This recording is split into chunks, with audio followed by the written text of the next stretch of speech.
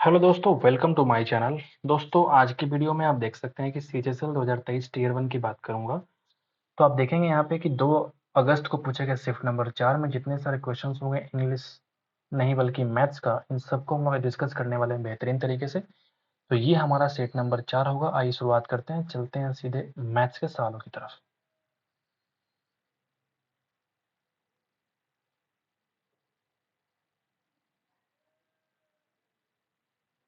आपके सामने पहला सवाल आ चुका है मेरे भाई। पहला सवाल क्या बोलता है, देखना जरा कि अगर कॉस की वैल्यू दे रखी है तो आपको निकालना है tan a plus cot A की वैल्यू क्या होगी। आपने पढ़ा होगा एक ट्रिपलेट है 16, 63 और 65। ये तीनों क्या होता है, ट्रिपलेट होते हैं, यानी कि ये पाइथागोरियन ट्रिपलेट को फॉलो करते हैं। तो कॉस ए का जो वैल्यू होता है ये होता है बेस अपॉन हाइपोटेनस, यानी कि पी की वैल्यू कितनी हो जाएगी तो आप बोलेंगे 16। टेन ए और कॉट ए निकालना है, यानी कि पी अपॉन बी पहले मैं निकालूंगा तो बन जाएगा टेन की वैल्यू, इसी का उल्टा क्या हो जाएगा, कॉट की वैल्यू। तो अगर मैं पी प्लस बी की बात करूं, पी अपॉन बी का, तो आप देखेंगे यहाँ पे 16/63 उल्टा कर दो 63/16, 63/16। ठीक है, आप इसको सॉल्व कर लो, यही सवाल का आंसर हो जाएगा। तो अगर आप इसको देखेंगे तो ये लगभग जो है, अगर मैं अप्रोक्सीमेशन की बात करूंगा तो आप देखेंगे यहाँ पे अगर ये 64 होता तो ये पूरा पूरा 4 से कट जाता, पूरा पूरा 4 से कट जाता। ये जो है 16 लगभग 25% से थोड़ा ज़्यादा है। तो यहाँ पे अगर आप देखेंगे तो 25% यानी कि 0.25 से थोड़ा ज़्यादा हो जाएगा, और ये 4 से थोड़ा सा कम होगा। मतलब मैं कह सकता हूँ कि 4 पॉइंट समथिंग तो आने ही वाला है। और 4 पॉइंट समथिंग ऑप्शन नंबर 4 में सिर्फ एक ही ऑप्शन है, इसको हम टिक लगाएंगे और मार के निकल जाएंगे। हम गुणा भाग करेंगे तो बहुत लंबा टाइम लग जाएगा, इसलिए आप क्या करेंगे, शॉर्टकट दिमाग लगाएंगे, फटाफट यहाँ के मार के निकल जाएंगे। आगे बढ़ते हैं, नंबर 2 पे चलते हैं। 2 वर्ष पहले एक छोटे से शहर की जनसंख्या 60,000 थी। इसमें पहले क्या होता है कि 5% की वृद्धि होती है, फिर हमारे कारण पूरे वर्ष में 10% की कमी आ गई। तो पहले क्या हुआ, 5% वृद्धि यानी कि 100 की वैल्यू 105, यानी कि 20 वैल्यू होकर 21। फिर अगले साल क्या होता है कि 10% की कमी हो गई, यानी कि 10 की वैल्यू कितनी हो गई, 9 के बराबर। 200 से काटेंगे तो पूरा पूरा 3 बार में कट जाएगा 600। बोलिए, यानी 21 × 63 100 × 9, तो 9 × 27 और 2, 9 × 6 = 54, दो कितना हो जाएगा, 56,700। इस सवाल का आंसर हो जाएगा, बहुत ही आसान। नंबर 3 पे आते हैं। 3 नंबर सवाल क्या बोलता है, देखना। एक त्रिभुज में एबीसी है जिसका भुजा बीसी को डी तक इस प्रकार बढ़ाते हैं। चलो ठीक है, हम एक ट्रायंगल का निर्माण कर लेते हैं। ठीक है, इसको हम अगर हम आगे बढ़ाते हैं, सवाल यही तो कह रहे हैं कि अगर हम किसी त्रिभुज एबीसी में अगर भुजा बीसी को, ठीक है, बीसी को अगर हम डी तक बढ़ाते हैं ना, तो ए सी डी का जो वैल्यू होगा वो कह रहा है कि 127 है। अगर ए बी सी की वैल्यू भैया 35 है, तो बी ए सी की वैल्यू क्या होगी। आपको मालूम है कि इन दोनों का सम 127 के बराबर होगा। तो ए की वैल्यू क्या आ जाएगी बताओ, 92 डिग्री। ये तो छोटा बच्चा भी जानता है।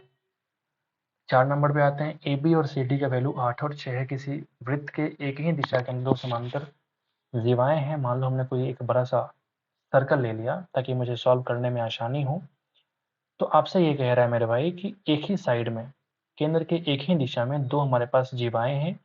एक है 8 सेंटीमीटर और दूसरा है भैया 6 सेंटीमीटर। बोलिए, तो आपके कह रहा है कि इन दोनों के जो बीच की दूरी है वो कितनी है, 2 सेंटीमीटर। मैं यहाँ से मान लो इसको मिलाता हूँ, ठीक है, फिर यहाँ से मैं इसको मिला रहा हूँ और यहाँ से मैं इसको मिला रहा हूँ। ठीक है, तो दोनों ही केस में यदि उनके बीच की दूरी यानी कि यहाँ से यहाँ तक की लंबाई जो है वो कितनी है, आप बोलेंगे 2 सेंटीमीटर। तो वृत्त की त्रिज्या कितनी है आपको बतानी है, वृत्त की त्रिज्या कितनी है आपको बतानी है। अगर ये हमारा आर होगा तो ये वाला भी तो आर होगा, बताइए।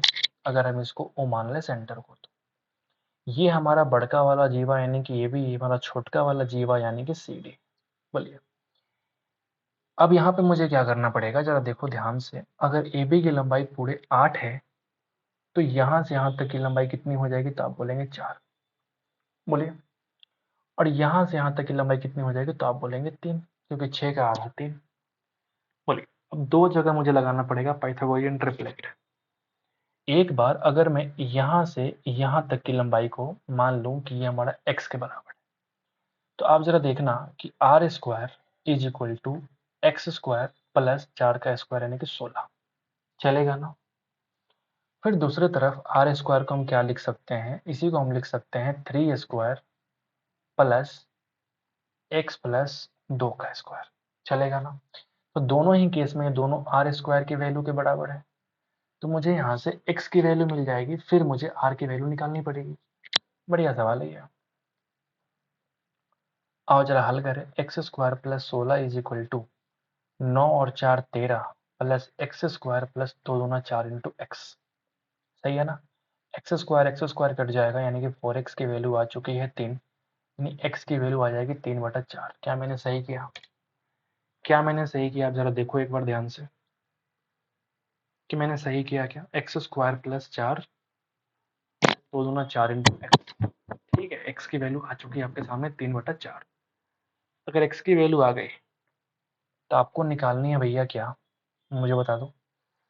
आपको निकालनी है r की वैल्यू, किसी एक में पटक दो उसको, यानी कि r की वैल्यू आ जाएगी 3 का स्क्वायर 9/16 प्लस 16 का अंडर रूट, यानी कि 256 प्लस 9 यानी कि 265 का अंडर रूट, और 16 निकल के आ जाएगा बाहर तो बन जाएगा 4।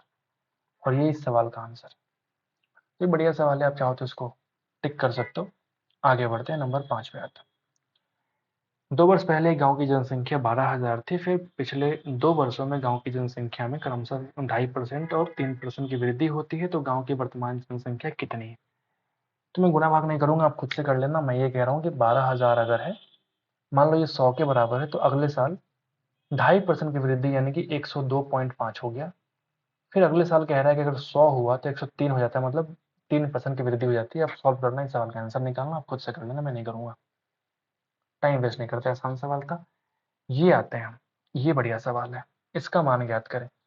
तो इसका एक तरीका ये है कि आप इसको अलजेब्राइक फंक्शन के तरीके से आप इसको आगे बढ़े सॉल्व करें। एक तरीका ये है कि वैल्यू पुटिंग कर दीजिए, वैल्यू पुटिंग कर दीजिए 0 के बराबर। अगर 0/0 के फॉर्मेट में नहीं आता है तो 0 पटक दीजिए यहाँ पे। तो ये भी 0, ये भी 0, ये भी 0, ये भी 0, यानी कि यहाँ बच गया -1/-1 कट के हमारा 1 हो जाएगा, -3/-3 यानी कि हो जाएगा 3। बोलिए, यानी कि -2 इस सवाल का आंसर हो जाएगा। बहुत ही आसान, वैल्यू पुटिंग करने से आसान बन गया।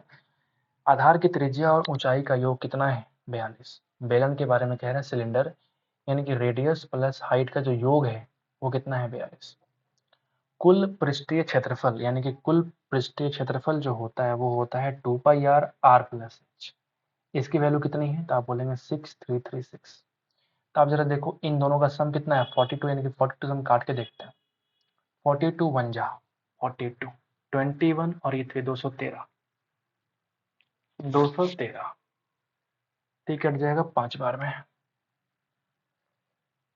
नहीं कट रहा था, ठीक है, तो हम थोड़ा बैक जाते हैं, मुझे लगा कट जाएगा, नहीं कटा।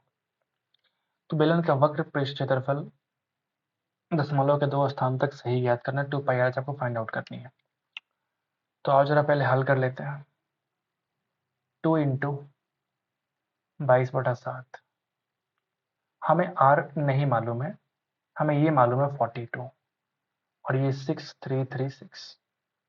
आओ जरा काटे, 7 छक 42 और 6 से काटो, 6 एकम 6, 0 6 25 6 छक 36, सही है। ओके, 11 दूना 22, 11 99, 11 छक 66, ठीक है। 2 दूना 4 से कट जाएगा भैया 24 बार में। आर की वैल्यू आ चुकी है 24 सेंटीमीटर। आर अगर आ गया तो आपसे कह रहा है कि वक्र पृष्ठीय क्षेत्रफल यानी कि C S A, curve surface area बोलते हैं उसको, 2πr/h। बोलिए, 2 इंटू 22/7 इंटू 24, और इन दोनों का सम अगर 24 है, सॉरी 42 है, तो 24 कम कर दो यानी कि 18, सही है ना भाई। आपको सॉल्व करना पड़ेगा, एक्यूरेट वैल्यू निकालनी पड़ेगी। कोई बात नहीं, आओ जरा निकालते हैं, ठीक है। आओ जरा निकालते हैं। तो अगर तुम देखोगे ध्यान से तो ये जो है 2 × 18 यानी कि 36, 36 चौका होता है 144, कैरी 14, 36 दूना 72, 14 कितना हो जाएगा 86, इंटू कर लो 3.14, ठीक है, चूंकि पॉइंट में लिखना है हमको ठीक है, 3.14। क्लियर है? तो यहाँ पे देखो, अगर मैं ये बोलूँ आपसे 0.14 जो होता है वो 1/7 के बराबर होता है, लगभग लगभग। यानी कि 8 तिरिक 24, 6 तिरी 18 और 4 तियां 12, 2400, 180, 2580 और 4 तियां 12, यानी कि 2592 तो पहले आ चुका है, प्लस 1/7 और इस पूरे वैल्यू का 1/7 और निकालो। यानी अगर 700 होता तो 100 होता, 164, यानी कि 1/7 निकालो, लगभग 25, लगभग वही 23-24 के आसपास आने वाला है। यानी कि 122-23 मान लिया हमने। ठीक है, 122-23 मान लिया हम, पॉइंट समथिंग आ सकता है। अगर तुम दोनों को जोड़ोगे ना तो ये आने वाला है 2715 या 16 के आसपास, पॉइंट समथिंग। ये तुम्हारा मीटर स्क्वायर इस सवाल का आंसर हो जाएगा, 2715। हमने क्या किया कि गुणा ना करना पड़े पॉइंट में, इसलिए हमने क्या कर दिया, 0.14 जो होता है 1498, यानी कि लगभग 1/7 के आसपास का आंसर होगा। समझ गए बात को? तो हमने क्या किया, फासले कर लिया इस चीज को। एक समबाहु त्रिभुज की प्रत्येक भुजा की लंबाई अगर 22 है तो क्षेत्रफल क्या हो जाएगा? अगर साइड हमारा 2 होता है तो एरिया होता है √3। 11 गुना तो एरिया कितना हो जाएगा? 121 गुना। इस सवाल का आंसर।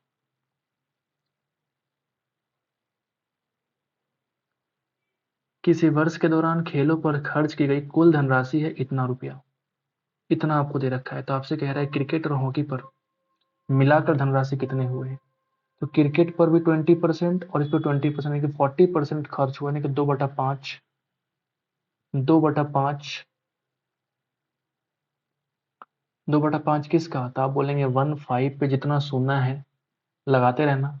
5 तियां 15, यानी कि 3 दूना 6 से स्टार्टिंग करो और नंबर ऑफ जीरो जो है यहाँ पे लगा लो। इस सवाल में स्टार्ट करना पड़ेगा 6 से, बाकी जीरो की संख्या तुम ऐड कर लो। एक व्यक्ति एक फंड में साधारण ब्याज पर 10,000 रुपये जमा करता है। फंड पर ब्याज दर हर वर्ष 4% बढ़ जाती है, तो धनराशि जमा करने के समय ब्याज दर अगर 8% थी तो 5 वर्ष बाद उसके द्वारा ब्याज कितना हो गया? 5 वर्ष बाद।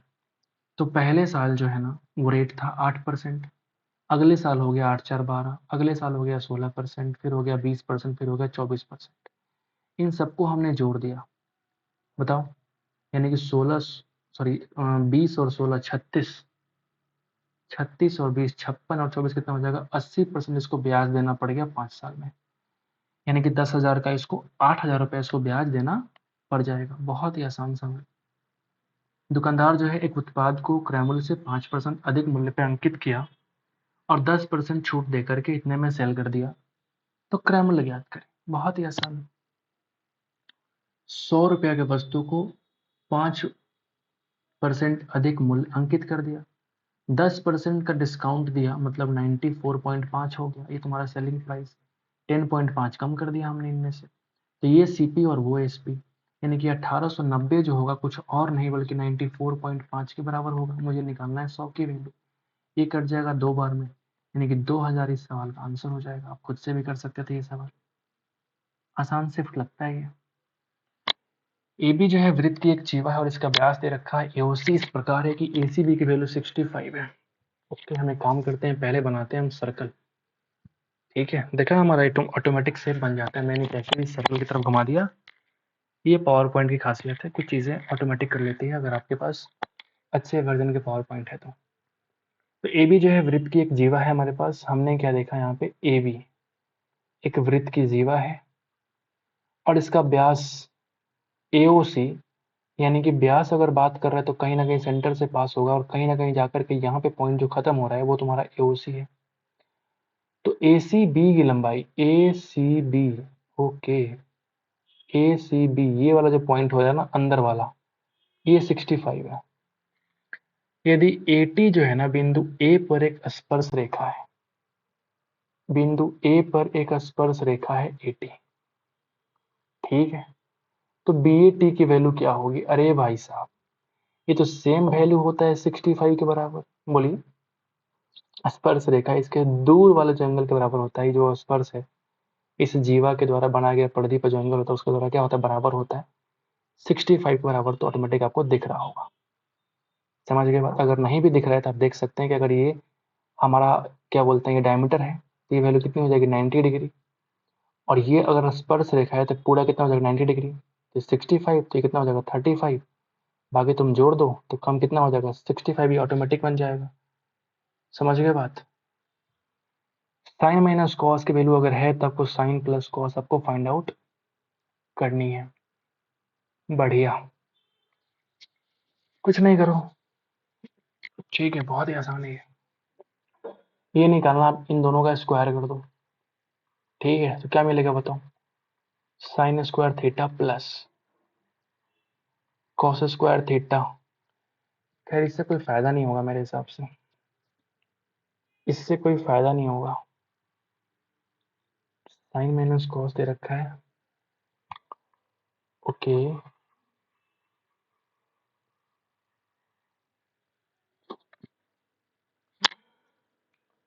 साइन माइनस कॉस दे रखा है 1/5, तो आपको साइन प्लस कॉस निकालनी है। तो आपने जैसे ही देखा कि ये जो वैल्यू है ना, ये P अपॉन एच और ये है B अपॉन एच, तो 5 जो है वो ऑटोमेटिक ये हाइपोटेनस है, आपको दिख रहा है, ये तुम्हारा हाइपोटेनस, ठीक है। तो अगर तुम तरीके लगाओगे तो हाइपोटेनस जब 5 होता है तो उस केस में ट्रिपलेट कितना होता है 3 4 5, 3 4 5, ठीक है। अगर 3 4 5 हो जाता है तो मैं यहाँ पे कह सकता हूँ, जैसे अगर ये माइनस करने पे प्लस आ रहा है, पॉजिटिव वैल्यू आ रहा है, तो बेशक ये जो साइन की वैल्यू है वो 4/5 है और कॉस की वैल्यू 3/5। ये माइनस था, अब तुम प्लस कर दो, आंसर कितना हो जाएगा 7/5। इस सवाल का आंसर हो जाएगा बाय यूजिंग द ट्रिक। एक संख्या को 78 से भाग देने पे इतना भागफल और इतना शेषफल प्राप्त होता है। यदि उसी संख्या को 65 से डिवाइड किया जाए तो शेषफल कितना होगा, यानी वो नंबर कितने हो जाएंगे 280 इंटू 75 प्लस 0, तो 0 कोई वैल्यू है नहीं, डिवाइड कर दो 65 से, 13 पंजे 65, 13 छक 78, ये 5 से पूरा पूरा कट जाएगा, यानी कि पूरा पूरा 0, रिमाइंडर क्या हो जाएगा 0, आंसर क्या हो जाएगा 0 रिमाइंडर। इसको सरल कीजिए, तो 4 into A Q minus B Q, तो हो जाएगा A minus B into A square plus B square plus A B, पूरा पूरा कटेगा, यानी कि नीचे ऊपर कट जाएगा, आंसर कितना हो जाएगा 40, इस सवाल का आंसर। कपिल ने क्या किया, कपिल ने किया भैया कि अप्रैल 22 में 30 लाख रुपए के निवेश के साथ व्यवसाय शुरू किया, ठीक है। 6 महीने के बाद उसका दोस्त जो है कुणाल आ गया, 25 लाख का निवेश किया, शामिल हो गए। फिर फरवरी 23 में, अप्रैल 22 के चल रहा है, फिर फरवरी 23 में क्या होता है, कपिल के एक पूर्व कक्षा साथी सलोनी ने भी पहले 2 के साझेदारों के किए गए कुल निवेश के बराबर धनराशि का निवेश करता है। जिस दिन कपिल ने व्यवसाय शुरू किया था उस तारीख से 3 वर्ष बाद अर्जित लाभ ज्ञात करें। तो 30 लाख निवेश किया था कौन, कपिल भाई साहब। इसके 6 महीने के बाद आए थे कौन, तो आप बोले कुणाल भाई साहब। ये के ए फॉर कपिल, ये कुणाल, और ये सलोनी। ये 25 लाख दिया, इन दोनों को जोड़ के सम जो है 55 लाख जमा कर दी सलोनी। ये अप्रैल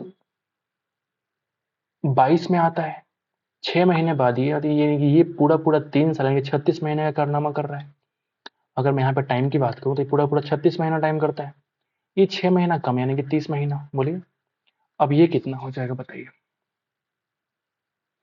ये अप्रैल है और तुम्हारा फरवरी 23 है, 2 महीने कम, 3 साल में 2 महीने ज्यादा, मैं ये कह सकता हूँ, यानी कि 2 साल और 2 महीने कितना हो जाएगा 26 महीना, 26 महीना। सही है, बढ़िया सवाल है ये थोड़ा। आओ जरा करते हैं इसको, आओ जरा करते हैं। तो इसको मैं अगर काटूंगा तो कितने से कट जाएगा बताओ, ये कट जाएगा आपका 18, 15 और ये हो जाएगा 13, ये हो जाएगा आपका 5 छक 30, 5 पच्चे 25 और ये हो जाएगा 5 11। तो प्रॉफिट का रेशियो निकालो, 18 छक 108, 15 पंजे 75 और 13 11 143। बढ़िया सवाल। फिर तालिका आपके सामने आ चुका है, 4 इकाई परीक्षाएं हैं, 4 छात्र हैं। ध्यानपूर्वक पढ़िए, 4 छात्रों में से औसत अंक सबसे अधिक किसके हैं, ये आप खुद से कर लो यार, एवरेज निकालने वाली सवाल है, फालतू सवाल। अभाज्य संख्याओं का एवरेज कहाँ से कहाँ के बीच में, 51 77 के बीच में एक संख्या हो जाएगा 53, एक हो जाएगा 59, 61, 67, 71, 73, ठीक है, और 6 से आप डिवाइड कर लो, जो आएगा इस सवाल का आंसर हो जाएगा। ये वैल्यू निकालनी है आपको। ये बढ़िया सवाल मेरे को लग रहा है, लेकिन बढ़िया नहीं है अगर आप ध्यान से देखोगे तो, क्योंकि अगर आप देखेंगे तो ये है ए स्क्वायर, फिर ये बी स्क्वायर, फिर ये सी स्क्वायर, फिर 2ab 2bc और 2ca। ये होता है a प्लस बी प्लस सी का होल स्क्वायर का फॉर्मूला।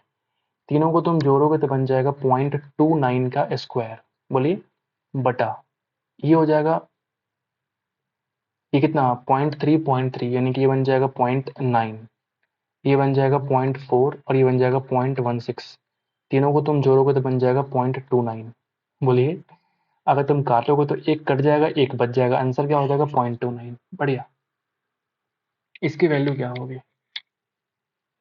बहुत ही आसान होते हैं इस तरह के सवाल। देखो जरा, 4 इंटू ये होता है 1 माइनस 3 इंटू साइन स्क्वायर है कॉस स्क्वायर, अगर फॉर्मूला आपने याद किया हो तो, minus 6 into 1 minus 2 times sine square है इंटू कॉस स्क्वायर है, बोलिए, और प्लस 8 तो है ही है। ठीक है, यहाँ पे देखो 4 3 12 माइनस में, और यहाँ पे देखो माइनस माइनस प्लस 6 दूना 12, यानी कि ये और ये पूरा पूरा कट जाएगा। सही है ना? यानी आपके सामने आ रहा है 4 माइनस 6 और प्लस 8, यानी कि एक्चुअल में 6 इस सवाल का आंसर हो जाएगा। 8 4 12 माइनस 6 यानी कि 6। एक व्यक्ति जो है 320 प्रति किलोग्राम की दर से किशमिश खरीदा, 320 रुपया दिया है 1000 ग्राम किशमिश के बदले में, और 6 रुपया में 25 ग्राम बेचा है, तो उसकी लाभ या हानि ज्ञात करें। ठीक है भाई, 25 चौका 100, जीरो से जीरो खत्म, 4 अट्ठे 32। तो आप देखेंगे 4 की वस्तु को 3 में सेल किया, यानी कि 1 की हानि है आउट ऑफ 4, इसी को बोलते हैं 25% की लॉस हुआ इसको। एक इसी काम को 12 दिन में पूरा करेगा, बी उसी काम को 15 दिन में पूरा करेगा। आप इसको आसानी से कर सकते हैं, बेसिक ऑफ द बेसिक सवाल है। 23 पे आता है, एक व्यक्ति का जो क्रय मूल्य है वस्तु का और अंकित मूल्य का अनुपात, सीपी और एमपी का अनुपात आपको दे रखा है 4:3। वस्तु के एमपी पर 20%, 3 कहाँ से देखा हमने, 7 है ना भैया। वस्तु के एमपी पर अगर 20% का छूट देने के बाद दुकानदार को 80 रुपया का लाभ होता है। ठीक है, अगर तुम 20 का डिस्काउंट दोगे तो कितना हो जाएगा बताओ। पहले इसको हम आसान करने के लिए हम एक काम करते हैं, 25 से गुना किया हमने, बन जाएगा 100 और ये बन जाएगा 175। ठीक है, 20% डिस्काउंट यानी कि 17.5 का दूना 35 कम किया हमने, ये बन जाएगा आपका एसपी जो हो जाएगा वो कितना हो जाएगा 140। बोलिए, अगर आपने 80 रुपए का लाभ किया तो यहाँ पे लाभ कितना हो रहा है, प्रॉफिट 40 रुपए का। जब 100 रुपए की वस्तु खरीद के 40 प्रॉफिट कमाया, तो 80 प्रॉफिट कब होगा, जब सीपी कितना होगा 200 रुपया। आसान था ना भैया?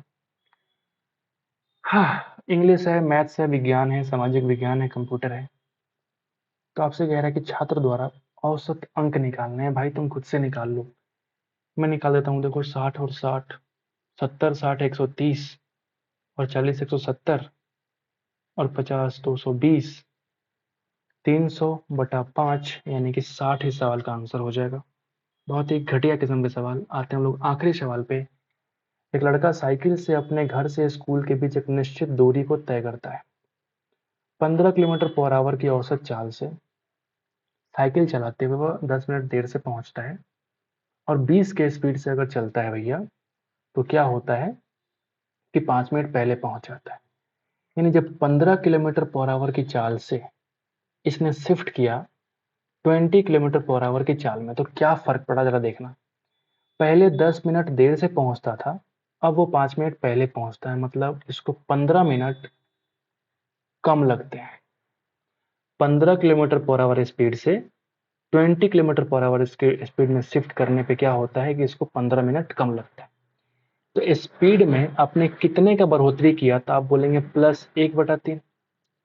तो टाइम में कितने का घटोतरी होगा वो जरा देखना। प्लस है तो 1 और 3 को जोड़ दो, यानी कि नीचे कितना हो जाएगा 4, और 1 कर दो, ये माइनस हो जाएगा। समझ गए, यानी कि 1/4 टाइम हमारा कम हो जाएगा। और सवाल कह रहा है कि टाइम कितना कम हो रहा है, 15 मिनट, यानी कि 1/4 की वैल्यू अगर 15 मिनट है, तो 1 की वैल्यू कितनी हो जाएगी 60 मिनट। और यही तुम्हारा एक्चुअल टाइम होगा। कब? जब तुम इस स्पीड से जा रहे थे। बताओ, यानी 15 किलोमीटर पर आवर की स्पीड से 60 मिनट लग रहा है, तो हमको डिस्टेंस निकालना हो तो स्पीड इंटू टाइम कितना, 1 घंटा, यानी कि 15 किलोमीटर इस सवाल का आंसर। ये तुम्हारा बेस्ट मेथड है, ये इसको बोलते हैं AB रूल। AB रूल ये हमने सीखा था किससे, आपने देखा होगा रेमो सर हमारे यूट्यूब पे हैं, तो हमने वहां से ये चीज सीखा था AB रूल, तो ये हमने आपके सामने अप्लाई कर दिया। जब स्पीड 1/3 से बढ़ता है तो इन दोनों को तुम जोड़ दो और नीचे लिखो, तो -1/4। स्पीड प्लस है तो टाइम माइनस होगा, ये तो ऑटोमेटिक है ना, जब तुम गाड़ी का गियर बढ़ाओगे तो टाइम कम लगेगा ना पहुंचने में, तो ये ऑटोमेटिक है, टाइम बढ़ेगा मतलब स्पीड ऑटोमेटिक घट जाएगा। तो दोनों क्या हो जाएगा, रेसिप्रोकल होता है, इसलिए अगर ये प्लस है तो ये माइनस हो जाएगा।